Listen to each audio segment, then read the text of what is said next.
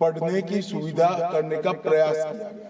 मैं नहीं कहता कि ये सुविधा अपने घर में रहकर बच्चा पढ़ता है इतनी अच्छी है, मगर हम सब जानते हैं मान्यवर, जब जातीय हिंसा होती है तब ये सारे प्रश्न खड़े होते हैं।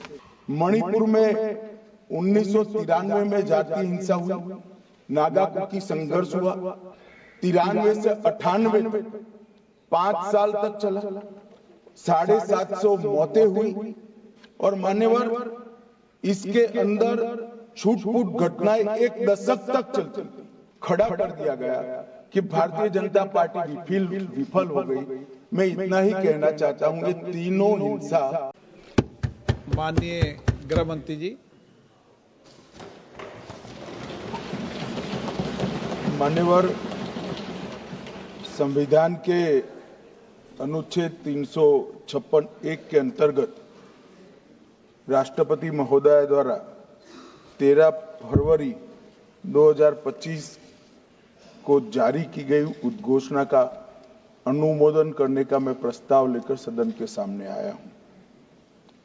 मान्यवर, हम सब जानते हैं कि हाईकोर्ट के एक फैसले के कारण मणिपुर में 2 समुदायों के बीच में आरक्षण संबंधी विवाद के कारण एक जातीय हिंसा का उद्भव हुआ। मान्यवर, ये रायट्स नहीं है ना टेररिज्म है, ये हाईकोर्ट के एक फैसले के इंटरप्रिटेशन के कारण 2 समुदायों के बीच में जातीय हिंसा हुई। सभी सदस्यों ने इस पर काफी चिंता व्यक्त की है मान्यवर, और उन्होंने कहा कि भाई तुरंत शांति हो, पुनर्वास के लिए तुरंत प्रयास किए जाएं, केसों की न्यायिक जांच हो और जो पीड़ित है उनकी पीड़ा कम करना और उनका जो नुकसान हुआ है इसकी भरपाई होनी चाहिए। मान्यवर, दिसंबर, जनवरी, फरवरी और मार्च 4 महीने से वहां पर हिंसा नहीं है, और जहां तक कैंपों का सवाल है, पहले से ही इसके अंदर खाने पीने की व्यवस्थाएं, दवाइयां, मेडिकल सुविधाएं, ये सब सुनिश्चित कर लिया गया है।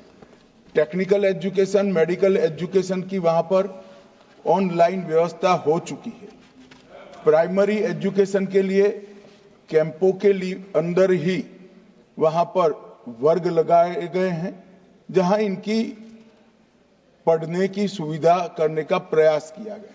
मैं नहीं कहता कि ये सुविधा अपने घर में रहकर बच्चा पढ़ता है इतनी अच्छी है, मगर हम सब जानते हैं मान्यवर, जब जातीय हिंसा होती है तब ये सारे प्रश्न खड़े होते हैं। मुझे लगता है कि इसको पार्टी के साथ एकदम जोड़ना नहीं चाहिए। मैं इस तरह का जवाब भी देना नहीं चाहता सदन में कि आपके समय में इतनी हिंसा हुई थी, हमारे समय में इतनी हुई, आपके समय से हमारे समय में कम हुई है। हिंसा होनी ही नहीं चाहिए। इसमें इन प्रिंसिपल किसी की इस सदन में असहमति नहीं है, परंतु पिक्चर इसी तरह से खड़ा करने का प्रयास किया कि भाई भाजपा के शासन में ही जातीय हिंसा हुई है। मान्यवर, मैं 2-3 चीजों पर ध्यान आकर्षित करना चाहता हूं। पहले मैं सिर्फ मणिपुर की ही बात करूंगा। मणिपुर में 1993 में जातीय हिंसा हुई, नागा कुकी संघर्ष हुआ, 93 से 98 तक 5 साल तक चला, 750 मौतें हुई और मान्यवर इसके अंदर छूट-फूट घटनाएं 1 दशक तक चलती रही। मैं ये नहीं कहता कि 1 दशक तक चली थी, हमारा कम हुआ है। हम तो ऐसा मानते हैं हमारे समय में जरा भी नहीं होना चाहिए, मगर एक दुर्भाग्यपूर्ण फैसला आया और इसके कारण हिंसा बढ़ी। इसको तत्काल कंट्रोल कर दिया गया। जो 260 मौतें हुई है मान्यवर, इसमें से 80% पहले 1 महीने के अंदर ही हुई, 80%। बाकी सारी मौतें बाकी महीनों में होती गई। मान्यवर कुकी पाइते संघर्ष हुआ 97-98 में, 50 से ज्यादा गांव नष्ट कर गए, 40,000 लोग विस्थापित हुए, 352 लोग मारे गए, सैकड़ों घायल हो गए, 5,000 घर जलाए गए। मतई पंगल संघर्ष हुआ 1993 में, उस वक्त 100 से ज्यादा मृत्यु हुई थी और 6 माह तक हिंसा चली।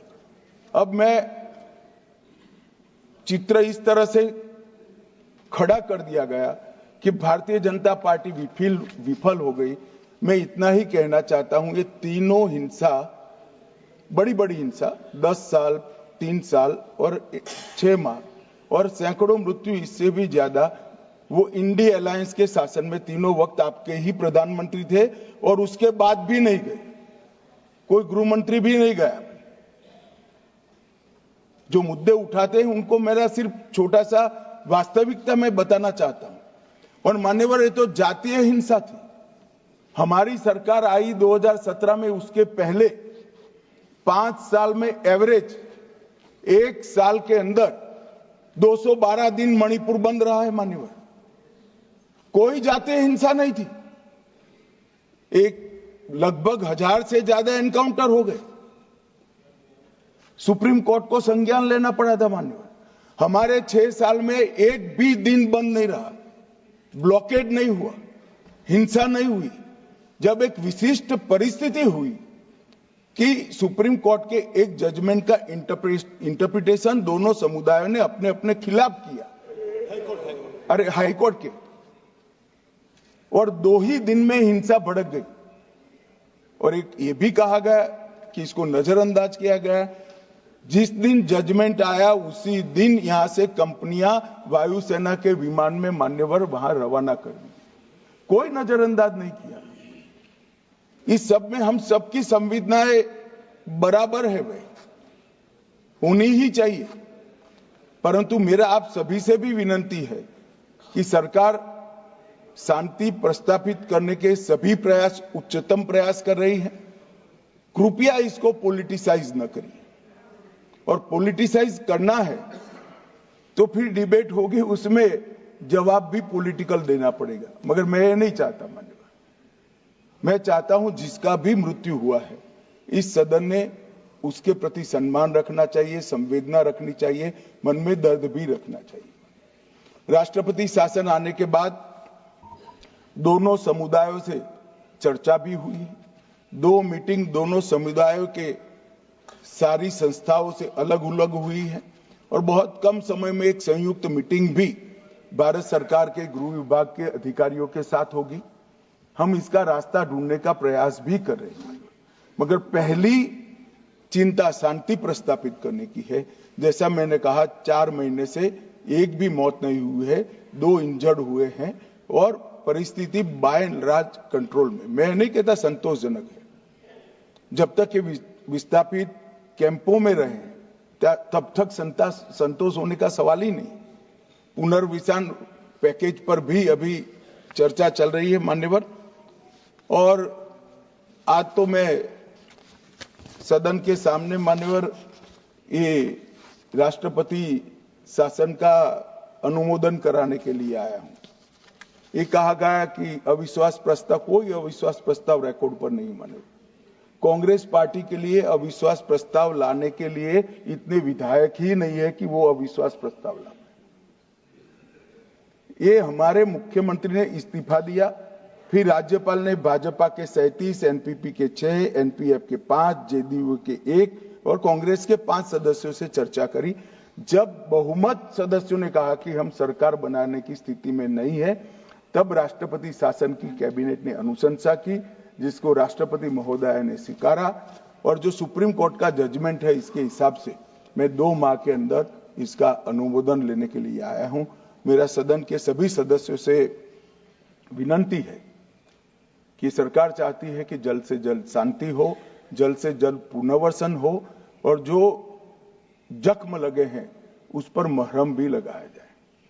कृपया सभी दल एक मत होकर ये राष्ट्रपति शासन के निर्णय का अनुमोदन करें, ऐसा मैं आपके माध्यम से विनंती करना चाहता हूं। ಹೆಚ್ಚಿನ ವಿಡಿಯೋಗಳಿಗೆ ಪ್ರತಿಧ್ವನಿ ಯೂಟ್ಯೂಬ್ ಚಾನೆಲ್ ಸಬ್ಸ್ಕ್ರೈಬ್ ಮಾಡಿ, ಬೆಲ್ ಐಕಾನ್ ಕ್ಲಿಕ್ ಮಾಡಿ.